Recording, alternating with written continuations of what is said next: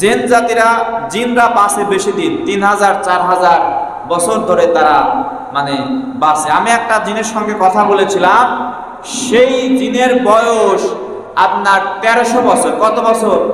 1350 বছর, 1350 বছর। সেই জিনটা হচ্ছে তাবিঈ জিন। আনাস ইবনে মালিক রাদিয়াল্লাহু তাআলা আনহুকে উনি দেখেছেন। আনাস ইবনে মালিক সহ 3টা সাহাবীকে সেই জিনটা দেখেছেন।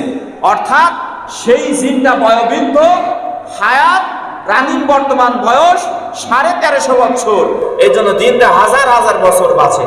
সম্মানিত উপস্থিত, যে কথা বলতেছিলাম যে ইবলিসের পিতার নাম খবিস, মায়ের নাম তালবিস। তালবিস আর খবিস ছিল আপন ভাই বোন। এই আপন আল্লাহ রাব্বুল আলামিন যখন আদম আলাইহিস সালাতু ওয়াস সালামকে সৃষ্টি করলেন, সৃষ্টি করার পরে বললেন ওয়ালাকাদ খালাকনাকুম সুম্মা সাওয়ারনাকুম সুম্মা কুলনা লিল মালাইকাতি ইসজুদু লিআদম। আল্লাহ তাআলা যখন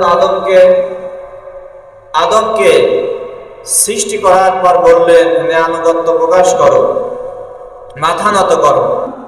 সমস্ত ফেরেশতা নির্দ্বিধায় সেখানে মাথা নত করলো। ফাসাজাদু ইল্লা ইবলিস, কিন্তু ইবলিস বাদে। লিল মালাইকাতি ইসজুদু লিআদম, আদমের দিকে সবাই মাথা নত করলো, আনুগত্য প্রকাশ করলো। ফাসাজাদু ইল্লা ইবলিস, কিন্তু ইবলিস করলো না। লাম ইয়াকুম মিনাস সাজিদিন, তিনি সিজদাকারীদের অন্তর্ভুক্ত হলেন না। তো আল্লাহ তাআলার অর্ডারকে ইবলিস অ্যাভয়েড করলো, ইবলিস উপেক্ষা করলো। উপেক্ষা করে ইবলিস বলছে, যুক্তি দিচ্ছে। ইবলিসের যুক্তি আনা খায়রুম মিনহু, আমি তার থেকে শ্রেষ্ঠ। আদমকে বোঝাচ্ছে, আল্লাহকে বলছেন আদম সম্পর্কে আনা খায়রুম মিনহু, আমি তার থেকে শ্রেষ্ঠ। খলাকতানি মিন নার, আমাকে সৃষ্টি করা হয়েছে আগুন দিয়ে। ওয়া খলাকতাহু মিন তিন, তাকে সৃষ্টি করা হয়েছে মাটি দিয়ে। তাহলে মানুষকে সৃষ্টি করা হয়েছে কি দিয়ে? মাটি দিয়ে। আর ইবলিস বলছে আমি হচ্ছে আগুনের তৈরি, আর উনি হচ্ছে মাটির তৈরি। তাহলে আমি আগুন হয়ে, শ্রেষ্ঠ হয়ে মাটির কাছে মাথা নত করব, তাকে আনুগত্য করব, এটা সম্ভব না, এটা আমি করতে পারবো না। জোরে কোন নাউজুবিল্লাহ।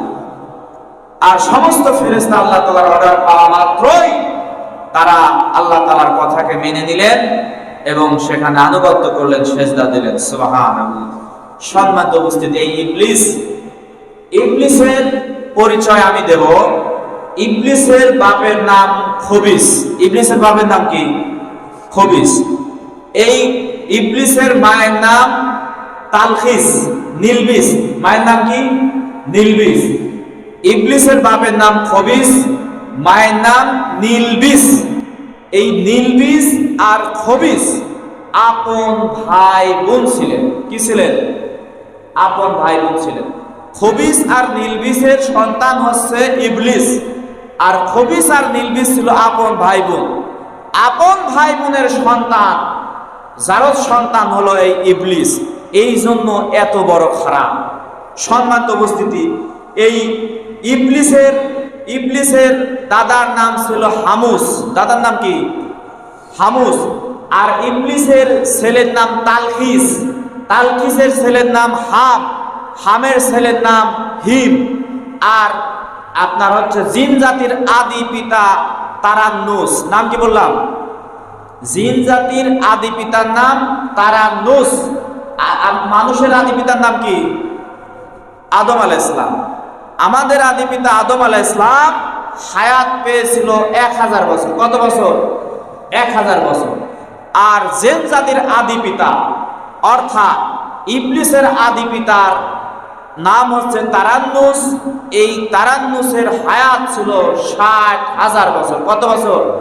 60,000 বছর। জিনরা বাঁচে বেশি দিন, 3000-4000 বছর ধরে তারা বাঁচে। আমি একটা জিনের সঙ্গে কথা বলেছিলাম, সেই জিনের বয়স আপনার 1300 বছর। কত বছর? 1350 বছর, 1350 বছর। সেই জিনটা হচ্ছে তাবিঈ জিন। আনাস ইবনে মালিক রাদিয়াল্লাহু তাআলা আনহুকে উনি দেখেছেন। আনাস ইবনে মালিক সহ 3টা সাহাবীকে সেই জিনটা দেখেছেন। অর্থাৎ সেই জিনটা বয়োবৃদ্ধ, হায়াত রানিং বর্তমান বয়স 1350 বছর। এই জন্য জিনটা হাজার হাজার বছর বাঁচে। তো সম্মানিত উপস্থিত, যে কথা বলতেছিলাম যে ইবলিসের পিতার নাম খবিস, মায়ের নাম তালবিস। তালবিস আর খবিস ছিল আপন ভাই বোন। এই আপন ভাই বোনের সন্তান হচ্ছে ইবলিস। এই ইবলিস আর একটা নাম শয়তান। ইবলিসের নাম কি? শয়তান। শুনে মুসলমান ভাইরা আমার, ইবলিস সে যুক্তি দিল। আল্লাহ তাআলা যখন বললেন কুলনা লিল মালাইকাতি ইসজুদু, ফেরেশতাদেরকে বললেন তোমরা সিজদা করো। সমস্ত ফেরেশতা আল্লাহ তাআলার কথা মতো যখন সিজদা দিল, ইবলিস বলল না, আমি সিজদা করব না, কারণ আমি হচ্ছে উত্তম। আনা খায়রুম মিনহুম, আমি এর থেকে উত্তম। আমাকে সৃষ্টি করা হয়েছে আগুন দিয়ে। আমাকে সৃষ্টি করা হয়েছে আগুন দিয়ে। এই আদমকে সৃষ্টি করা হয়েছে মাটি দিয়ে। অতএব আমি আগুন মাটির চাইতে উত্তম, আমি মাটির চাইতে উত্তম, আদমের চাইতে উত্তম। এই জন্য আমি সৃষ্টি করব না, সিজদা করব না, আদমের কাছে আমি মাথা নত করব না। এটা বলে তাকব্বরি প্রকাশ করলো। আল্লাহ তাআলার অর্ডার যেখানে হয়ে যায় নির্দ্বিধায়, নিঃস্বার্থে আমার আল্লাহ তাআলার অর্ডারকে ফলো করতে হয়। কিন্তু ইবলিস বারবার যুক্তি দিচ্ছে, আল্লাহ আমি হচ্ছে আগুনের তৈরি আর আদম হচ্ছে মাটির তৈরি। আগুন হয়ে কিভাবে মাটির কাছে নত হব? আমি নত হতে পারবো না। অতএব আমি সিজদা করব না। আল্লাহ তাআলা তাকে লানতের তকতা দিয়া সেই ময়দান থেকে, সেই মাজলিস থেকে বের করে দেয়। ইবলিসকে বললেন তুমি চলে যাও, এরকম অবাধ্য লোক আমার প্রয়োজন নেই, তুমি বের হয়ে চলে যাও। সম্মানিত উপস্থিতি, ঈমান বৃদ্ধির 3টা আমল। কয়টা আমল? 3টা আমল। জোরে বলেন কয়টা আমল? ঈমান বৃদ্ধির 3টা আমল। আর ঈমান হ্রাস, ঈমান তোমার কিছু আমল রয়েছে। তো ঈমান বৃদ্ধির 3টা আমলের মধ্যে সর্বপ্রথম হচ্ছে জ্ঞান অর্জন করা। কি করা? জ্ঞান অর্জন করা। কি করা? জ্ঞান অর্জন করা। তো জ্ঞান অর্জন করতে, ঈমান যদি বৃদ্ধি আমরা পাওয়াতে চাই, ঈমান যদি বাড়াইতে চাই, ঈমানের শক্তি যদি বাড়াইতে চাই, তাহলে আমাদের 1 নম্বরে জ্ঞান অর্জন করতে হবে। কি অর্জন করতে হবে? জ্ঞান অর্জন করতে হবে। আল্লাহর নবী যে বললেন তালাবুল ইলমি ফারিদাতুন আলা কুল্লি মুসলিম ওয়া মুসলিমা, প্রত্যেকটা নরনারীর উপর ইলমে দ্বীন অর্জন করা ফরজ করে দিয়েছেন। কি করে দিয়েছেন? ফরজ করে দিয়েছেন। শুধু তাই নয়, সর্বপ্রথম ওহী যেটা নাযিল হয়েছেন সেটাও শিক্ষার বিষয়ে।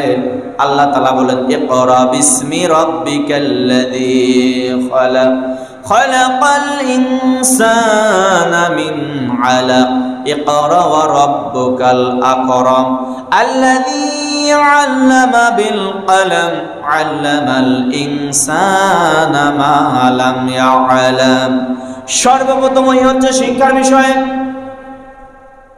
ইকরা, আপনি পড়ুন, বিসমি রাব্বিকাল্লাযী খালাক, যিনি আপনাকে সৃষ্টি করেছেন তার নামে আপনি পড়ুন। তাহলে সর্বপ্রথম ওহী যেটা ওই শিবানী কোরআনুল কারীম নাযিল হয়েছে সেটাও কিন্তু শিক্ষাকে তাগিদ করেছেন, শিক্ষা নেওয়ার কথা বলেছেন। কথা বলেন ঠিক কিনা? এই জন্য ঈমান বৃদ্ধির কিছু কারণ রয়েছে। তার মধ্যে 1 নাম্বার কারণ হচ্ছে ইলম অর্জন করা, জ্ঞান অর্জন করতে হবে। তাহলে আমাদের ঈমান কিন্তু বৃদ্ধি পাবে। এই জন্য ঈমান বৃদ্ধির 1 নাম্বার আমল হচ্ছে জ্ঞান অর্জন করা। 3 নাম্বার হচ্ছে সৃষ্টি জগৎ নিয়ে চিন্তা ভাবনা করতে হবে। 2 নাম্বার, সৃষ্টি জগৎ নিয়ে আমাদের চিন্তা ভাবনা করতে হবে। যদি কেউ সৃষ্টি জগৎ নিয়ে চিন্তা ভাবনা করেন তাহলে সেই ব্যক্তির ঈমান আপনা আপনি বেড়ে যাবে, বৃদ্ধি পাবে, ঈমান মজবুত হবে, ঈমান শক্তিশালী হবে। তার কারণ হচ্ছে আপনি কোরআনুল কারীমের দিকে লক্ষ্য করেন। আল্লাহ তাআলা বললেন, আফালা ইয়ানজুরুনা ইলাল ইবিলি কাইফা খুলিকাত ওয়া ইলাস সামাই কাইফা রুফিআত ওয়া ইলাল জিবালি কাইফা নুসিবাত ওয়া ইলাল আরদি কাইফা সুতিহাত। আপনি সৃষ্টি জগৎ নিয়ে যদি চিন্তা ভাবনা করেন, আপনার ঈমান কেমনে বৃদ্ধি পাবে লক্ষ্য করেন। আল্লাহ তাআলা কোরআনের মধ্যে বললেন, আফালা ইয়ানজুরুনা ইলাল ইবিলি কাইফা খুলিকাত। আপনি কি দেখেন না আমি উষ্ট্রীকে কেমনি ভাবে সৃষ্টি করেছি। এখন একটা উষ্ট্রী উট, এই উট মরুভূমির মধ্যে চলাফেরা করে। উটকে বলা হয় মরুভূমির জাহাজ। এই মরুভূমির মধ্যে উট চলাচল করে। আপনার মরুভূমির মধ্যে সাইমুম নামে একটা বালু ঝড় হয়। এই ঝড়ের আপনার বালুর গতি অনেক থাকে। মানুষ যদি ওই সাইমুম ঝড়ের মধ্যে পড়ে যায়, প্রাণ নাশের সম্ভাবনা রয়েছে। সেই মরুভূমির মধ্যে ওই উটটা, আপনার কোনো পানি নাই, মানুষ তাও পানি নিয়ে যায় বোতলে, পানি বহন করে, পানি তৃষ্ণা লাগলে পানি পান করে। কিন্তু সেই উট মরুভূমির মধ্যে চলাফেরা করেন, যে কোনো মুহূর্তে সাইমুম ঝড় শুরু হয়ে যেতে পারে। সাইমুম ঝড় শুরু হলে উটটা আপনার গর্ত করে, গর্তের মধ্যে বালুর মধ্যে মুখটা ঢোকায় দেয়া থাকে। জোরে কোন সুবহানাল্লাহ। আপনার একটা মাস যদি সাইমুম ঝড় হয় মরুভূমির মধ্যে, উট খাবার রিজার্ভ ফান্ড রয়েছে, উটের পানি সংরক্ষণ করার জায়গা রয়েছে। সেই জায়গায় থেকে, ওই আপনার রিজার্ভ ফান্ড থেকে আপনার উট আপনার পানি পান করে। সুবহানাল্লাহ। শুধু তাই নয়, আল্লাহ তাআলা উটের ব্যাপারে কেন বললেন? উট এমন একটা প্রাণী, উটের চোখের পানির মাধ্যমে আপনার যত বড় সাপের বিষাক্ত বিষের, আপনার যত বড় সাপের বিষাক্ত সাপের বিষ হোক না কেন, যত বড় আপনার সাপের বিষ হোক না কেন, মারাত্মক বিষ